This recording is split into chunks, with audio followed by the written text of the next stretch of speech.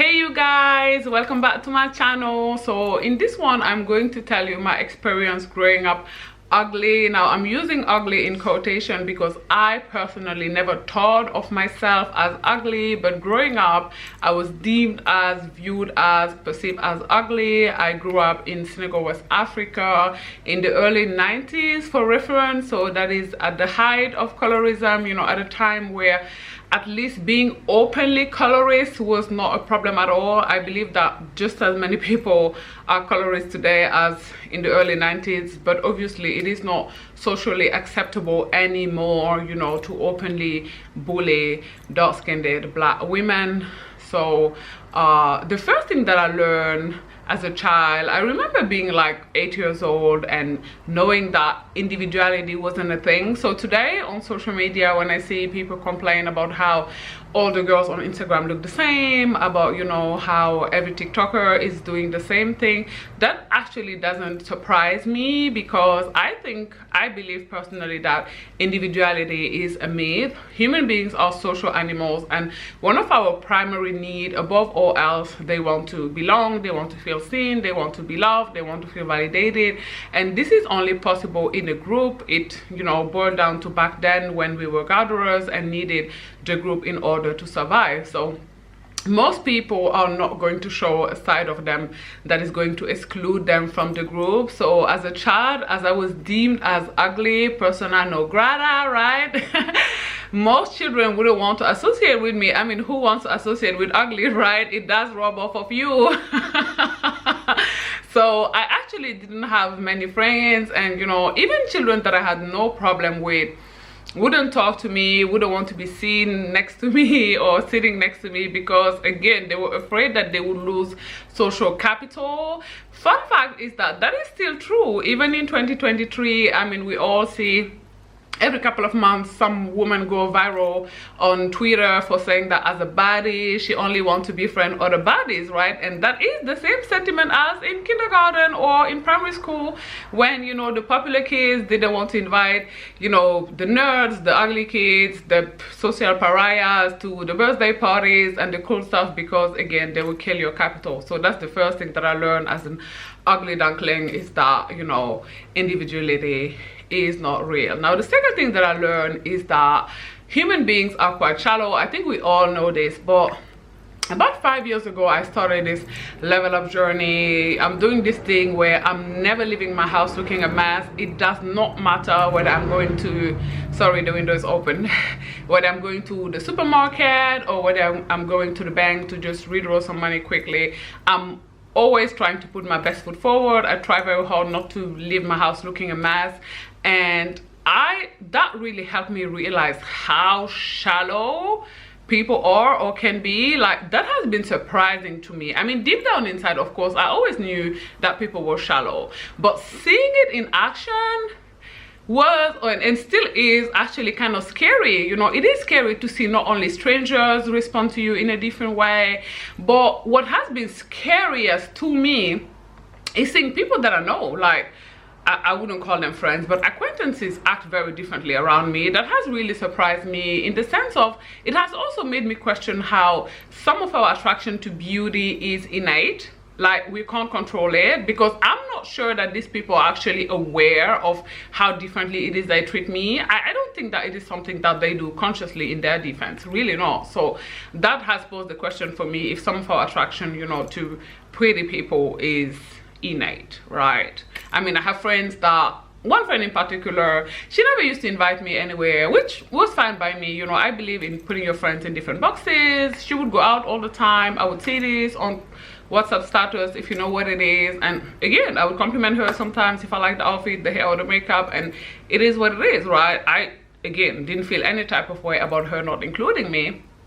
But you know, recently, like I said, in the last 3 to 5 years, she's been wanting to invite me everywhere she goes. She's upset when I can't make it. I'm like, this is really weird. It's really off, but okay, girl, you do you, right? Obviously, the third thing that I learned, again, I guess everybody knows this, is that pretty privilege is real. You know, I'm gifted Starbucks coffee sometimes, not all the time, sometimes I have to pay for it, but sometimes I do get it for free. And you know, I think that the biggest thing about pretty privilege for me is that people assume you're a good person. There are studies about this, right? The halo effect. People assume that people that they deem as attractive are good people or nice people. Now, as somebody with a very questionable moral compass, no problem acknowledging it, right? That always really make me laugh. It always really make me smile when people think of me as a good person, because I'm well aware I'm not a good person. I'm not a bad person. I'm just not a good person. I'm just a person, okay? I am above all else, like most human beings, a self-serving person, a selfish person. So sometimes I'm good, sometimes I'm bad. Or what I really like to think of myself is I'm a good person who sometimes does bad things, okay? Now that is what I learned, and then I wanted to share like a little bit some of my experiences as well, some, I guess, some thoughts, random thoughts that I find interesting. Number one is, if you're a mom, an auntie, a caretaker, perhaps even a grandma, because according to my analytics, some of you watching are like 60 something, right? Be very mindful of the stuff that people are allowed to say around, you know, younger kids. Because as a child, my mom has like 9 siblings. No, they're 9 altogether. So she has 8 siblings, 5 sisters and 4 brothers. And you know, some of her sisters would always make it a point to point out to my mom, oh, your daughter is so dark. How dark is your daughter? Your daughter is so dark, right? I remember a time where one of my aunts even came and gave me some bleaching cream and said, you know, you're gonna need this if you're ever gonna find a husband, because an 8 years old top absolute priority is finding a husband, right? And you know, my mom would just sit there and not say anything. Now, I don't know if she agreed with them or if she just, you know, didn't have the confidence to tell them anything, but that did affect me a lot. I didn't think of myself as ugly, but that did make me think of myself as unattractive. So I want to say here, you know, if you're a mom, a caretaker, an auntie, a grandma, be mindful about what adults are speaking upon your children, upon your nieces. You know, make sure they speak love, okay? Make sure they're not speaking death around them. That's takeaway number one. And also, you know, I've been married once, engaged twice, and I ended both engagements. Yes, I am petty. Now, the second thing is, I think that, or I know that, you know, lately a friend made me a remark. She said, I can't believe you think about beauty this much. I can't believe you dissect the system of beauty this much. And she was so right. And I think that being deemed as, viewed as unattractive as a child has made me hyper focused on beauty. Like, I think that I don't think most people spend as much time as I do, you know, getting ready before going to the supermarket or to the ATM, right? Like, I know that, no, I think that I know that, you know, that has affected me tremendously, right? I'm very triggered also around like people speaking death around children. There was this video on Twitter where this auntie, she was talking like about her niece's hair. Now, the purpose of the video, according to her, was, you know, to show the internet how well her niece can hold her own, because, you know, she talked some crap about the niece's 4C hair, and the niece defended herself, and she was maybe age 6 or 7.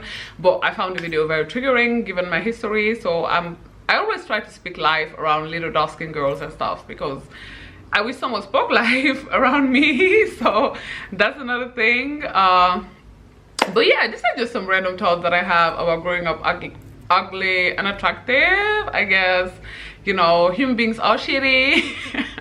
But we've been knew that, right? Like, I remember this day I was bullied in school, right, for being dark-skinned. Oh my god, I was bullied so hard. And there was a day where someone threw me in the pool. Now, I had a good time, I love swimming, but I remember how nobody, you know, gave me a hand to help me come out the pool.